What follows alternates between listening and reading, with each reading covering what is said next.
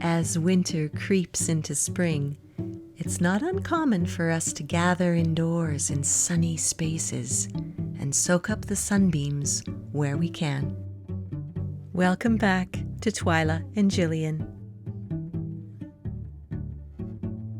Hi everyone, I'm Twilla. I'm Jillian. And this is Twilla and Jillian. And here we are, it's late winter. We might be pushing into spring soon. And Jillian and I are sitting in her lovely home, soaking up a sunbeam. And I am just, as I sit here, so struck with, first of all, how amazing your plants look and so how healthy, but also the whole styling of this space and how you have placed the plants so deliberately. And I'm kind of in awe of that. Like, would you be up for, like, I don't know, like, how do you approach it? Like, if you're looking at a table like this, how do you approach that? It's usually just sort of shape and texture and color. This particular space is just a vibrant space. It's just really sunny and colorful, and really anything goes.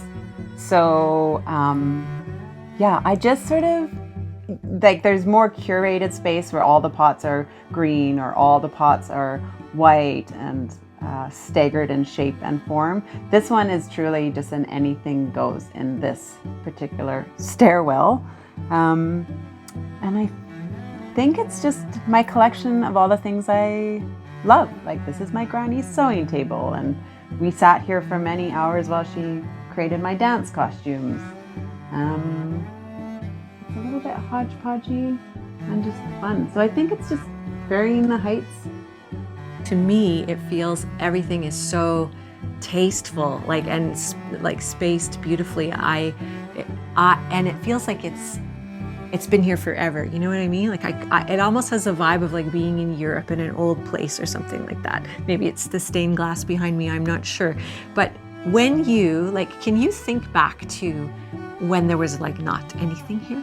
Yeah, so it's very funny because, I live in a neighborhood where all of our houses are cookie cutter, and I've had people come in and realize, oh geez, that is that same house that my friend lives in. And this is nothing like that. So this isn't just a stairwell. It's kind of like, I treat it like a little platform. I really like reading nooks and sitting places so you can contemplate.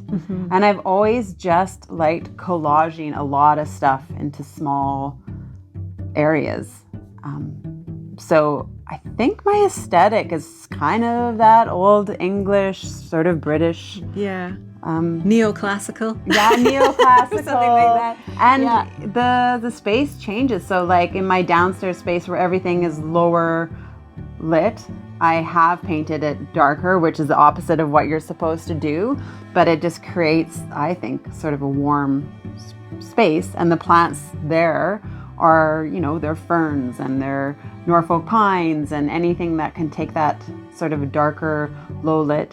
I love the feeling of going from downstairs to this space. Yeah, there's a real transition in the house, not only based on obviously plant selection, but just in colors. So I almost do the opposite of what they tell you to do in design school. So like my downstairs is painted a bit darker, and the plants down there, I just want sort of that warm forest kind of feel. So there's a lot of ferns and a lot of dark greens and browns and wood.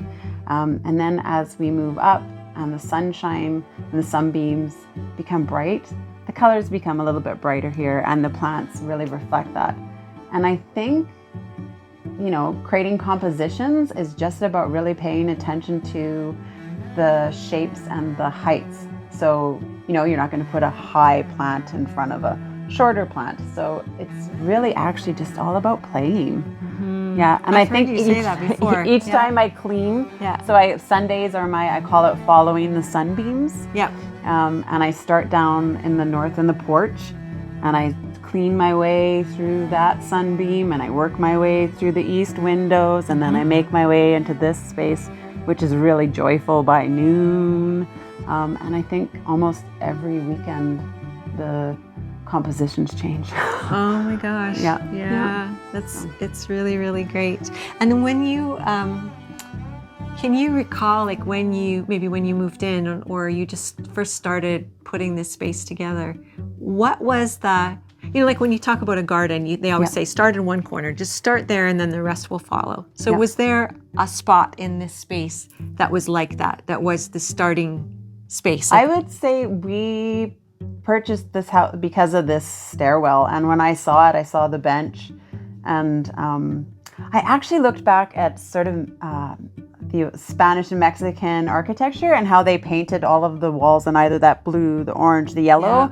And I can't remember the artist's name, but they switched the walls according to where the light hits it. And the tones changed the shape. And when I looked at this staircase, I was like, oh, I'm gonna do that same sort of transition. So I've got this like peanut butter kind of color that switches into yellow.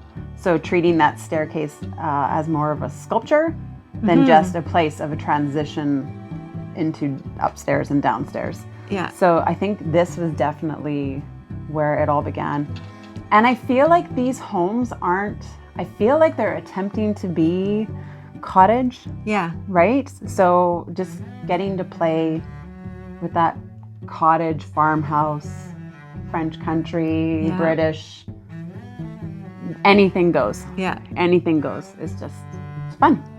Well, it's beautiful. I gotta say, it feels like an installation.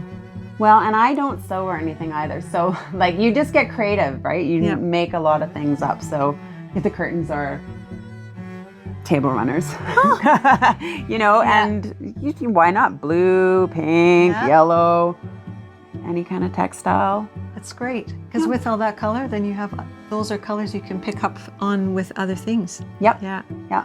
And upstairs, right? Like everything's brown and then all of a sudden I've got green. Well, because my girlfriend Sandra made me these beautiful cushions. And I'm like, oh, I actually don't have that green in this room. But I'll just add a spot of it here and a spot of it there, and then your eye can travel in that direction. So it's just allowing your eye to travel in different directions, leading based on you colors. like down a path, right? Taking you on a journey. Yep. Yeah. I have to say, like, I'm so fascinated with like people's creative process, right? And especially when it comes to space and the arrangement of space. And this is such an expressive space, and I just feel like I'm seeing you in all these touches, and I just really value what you've shared with me just in our conversation today. Well, thank you so much. I think, there's that conversation about in magazines with fashion, how they want young people and stuff to sort of break free of just the image of perfection. And I'd say that is in homes and home magazines as well. Like, why do we have to have gray? Why do we have to have a color trend of the year? I think it's really important for people just to express themselves and put their own stamp on things. So I guess I'm a very fortunate person in that I have no fear. Yeah. Right? Like I don't overanalyze anything. Yeah. I don't really compare myself to the perfect images. I just play. I think in our homes, right, especially if people are coming or you're showing something, we do have a thing about perfection, right? We always want it to look sort of show homey or perfect and nothing out of place. And I know I struggle with that myself because we're kind of living in a constant state of renovation and unfinished renovation. So I really appreciate what you said about that. Well, and in your home too, like there's so much, I never notice what's under construction in your home. I always notice all of the interesting elements that you have brought throughout as well. I love coming to your home and to your yard. And I love coming to yours. So there we go.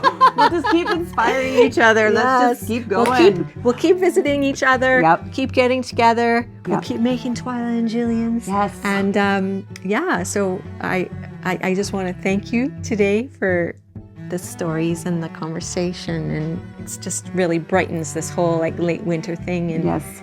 Well, I hear temperatures are rising and sunshine is on the way. Coming. Yay! Yay. Okay, so I guess we'll see you guys next time yes. on Twilla and Jillian.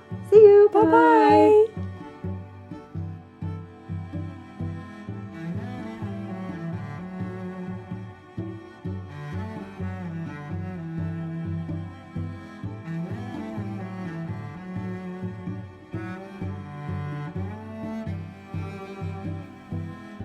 Twilla and Jillian is filmed in Alberta, Canada. Find us on YouTube.